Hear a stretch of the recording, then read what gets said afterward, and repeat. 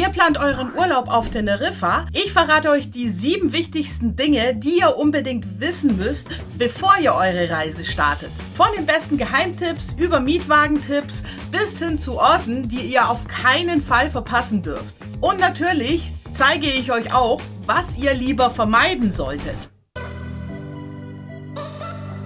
Wann ist die beste Reisezeit für Teneriffa? Ganz ehrlich, Teneriffa ist ein Ganzjahresziel. Das milde Klima macht die Insel zu einem perfekten Ort, egal ob Sommer oder Winter. Nicht umsonst wird sie Insel des ewigen Frühlings genannt. Aber es gibt auch Unterschiede, je nachdem, was ihr plant. Im Sommer zum Beispiel könnt ihr im Süden mit Temperaturen von 25 bis 30 Grad und sehr wenig Regen ideal Strandurlaub machen. Der Norden ist in dieser Zeit dafür grüner und oft ein paar Grad kühler und ist ein Traum für Wanderungen oder Erkundungstouren. Wir waren im Herbst da und es war einfach perfekt. Es war angenehme 25 Grad, weder zu heiß noch zu kühl. Wir konnten in den Bergen wandern, ohne zu schwitzen und am Nachmittag ins Meer springen. So, wir sind jetzt an einem der Strände Teneriffas und zwar an einem der Strände mit schwarzem Sand. Das ist ziemlich abgefahren und was auch abgefahren ist die Brandung. Wir haben sehr große Wellen und gleichzeitig ist dieser Strand, das ist die Playa del Socorro, auch noch ein Strand für Surfer, wegen der guten Wellen. Und besonders im Frühling und Herbst sind die Temperaturen super ausgeglichen. Das ist dann perfekt, wenn ihr alles kombinieren wollt, also Natur, Meer und Abenteuer. Jetzt mal zu den Unterkünften. Teneriffa ist so vielseitig und das merkt man auch gleich bei den Übernachtungsmöglichkeiten.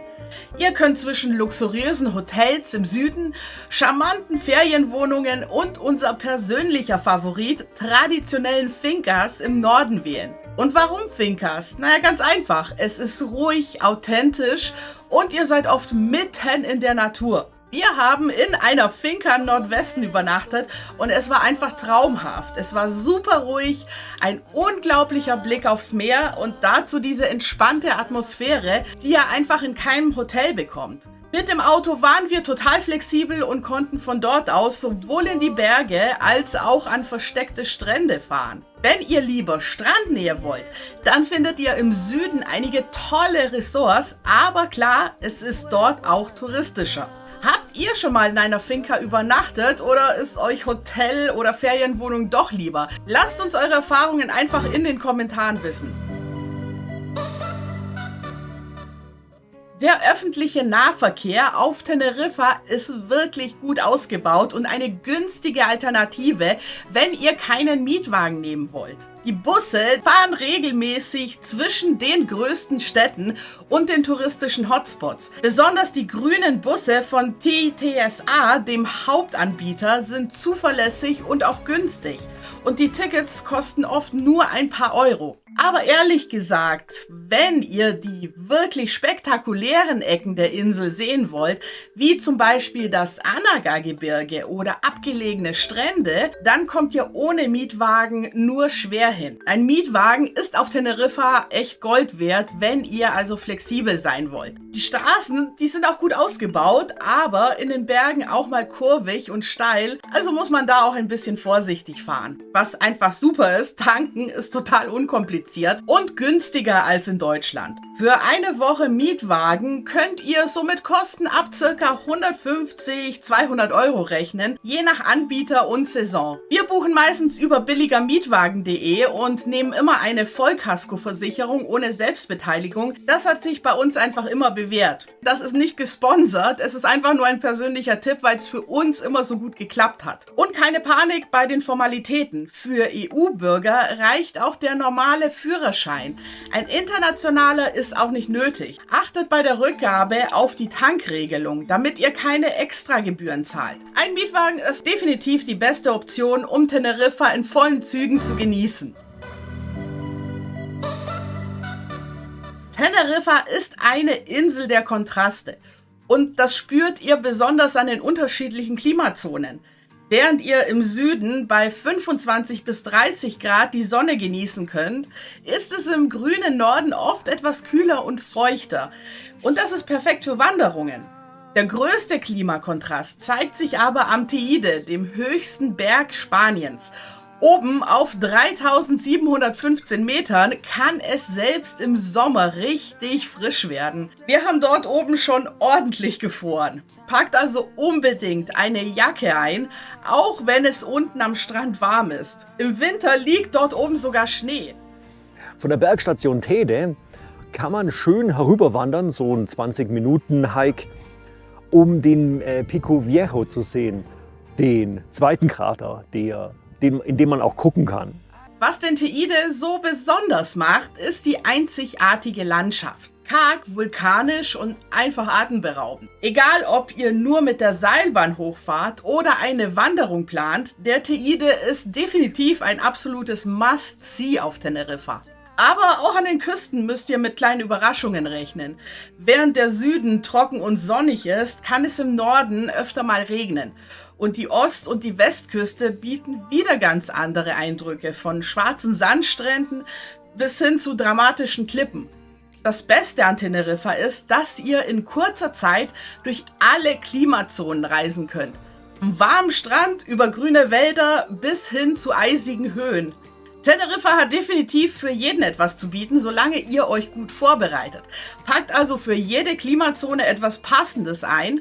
Sonnenhut und Sonnencreme fürs Tal, aber auch eine warme Jacke für die Höhen des Teide.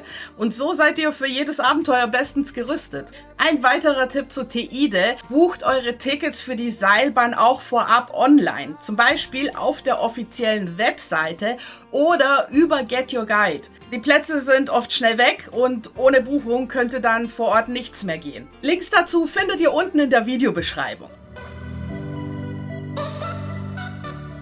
Wie vermeidet ihr die typischen Touristenfallen, besonders im Süden der Insel? Gerade in beliebten Orten wie Playa de las Americas oder Costa Adeje gibt es tolle Spots, aber auch ein paar Dinge, die ihr besser umgehen solltet. Vermeidet überfüllte Strände zur Mittagszeit und Restaurants direkt an den Promenaden. Preise sind dort etwas höher und die Qualität lässt auch manchmal zu wünschen übrig. Probiert lieber stattdessen kleine Tapas-Bars in den Nebenstraßen oder besucht lokale Märkte, wo ihr authentische kanarische Küche genießen könnt. Außerdem solltet ihr bei vermeintlichen Schnäppchen vorsichtig sein, besonders bei Straßenverkäufern. Oft werden gefälschte Markenartikel oder überteuerte Touren angeboten, die nicht immer das halten, was sie versprechen. Geht lieber auf Nummer sicher und bucht Ausflüge nur bei seriösen Anbietern. Teneriffa gehört zu Spanien, also zahlt ihr hier bequem mit Euro. Es ist kein Geldumtauschen nötig. Geldautomaten findet ihr fast überall, besonders in den größeren Orten und den touristischen Hotspots. Checkt aber vorher unbedingt, ob eure Karte für internationale Abhebungen freigeschaltet ist, falls ihr von außerhalb der Eurozone kommt. Kartenzahlung ist auf der Insel eigentlich mittlerweile Standard in den meisten Restaurants und auch Geschäften, und auch in Supermärkten könnt ihr ganz problemlos mit Karte zahlen. Aber trotzdem würde ich empfehlen, immer etwas Bargeld dabei zu haben, vor allem für kleinere Einkäufe auf lokalen Märkten oder für Parkgebühren. Hebt am besten auch größere Beträge auf einmal ab, um Gebühren zu sparen. Die gute Nachricht: Es gibt keine wirklichen festen Regeln, aber ein kleines Trinkgeld wird in der Regel schon gerne gesehen. In Restaurants ist es üblich, 5-10% des Rechnungsbetrags zu geben, vor allem dann, wenn ihr mit dem Service auch zufrieden seid. Oft wird das Trinkgeld auch einfach direkt auf dem Tisch hinterlassen, da es in Spanien nicht in die Rechnung integriert ist. Bei Taxifahrern könnt ihr den Betrag großzügig aufrunden und im Hotel freut sich das Reinigungspersonal auch über 1-2 Euro pro Tag, wenn ihr zufrieden wart. Trinkgeld ist auf Teneriffa also keine Pflicht, aber einfach eine schöne Geste, wenn der Service gut war. Mich würde auch interessieren, gebt ihr auf Reisen Trinkgeld und wie viel? Und wie viel findet ihr angemessen?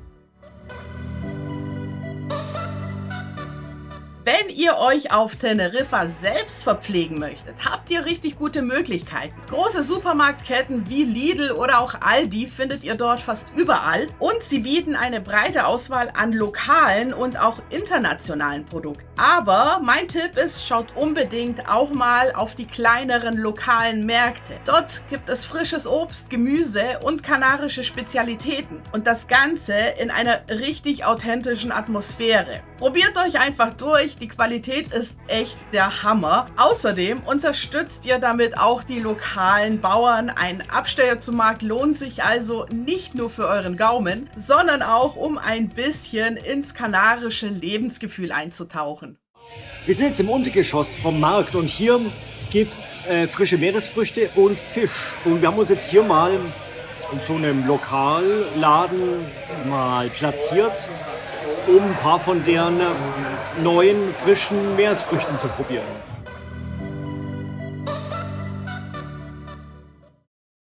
Die kanarische Küche Teneriffa bietet euch eine Vielzahl an traditionellen Gerichten, die ihr unbedingt probieren solltet. Da wären zum Beispiel die berühmten Papas Ahogadas, kleine Schrumpelkartoffeln mit Mojo-Soße, die einfach süchtig machen. Oder Gofio, ein geröstetes Getreide, das seit Jahrhunderten auf den Kanaren gegessen wird. Fischliebhaber kommen hier voll auf ihre Kosten. Frischer Fisch und Meeresfrüchte stehen in fast jedem Restaurant auf der Karte. Und mein Geheimtipp: besucht die kleinen Lokale, einfache Restaurants, in denen einheimische, traditionelle Gerichte serviert werden. Authentischer geht's da einfach nicht. Lasst uns gerne wissen, welches kanarische Gericht würdet ihr denn am liebsten probieren?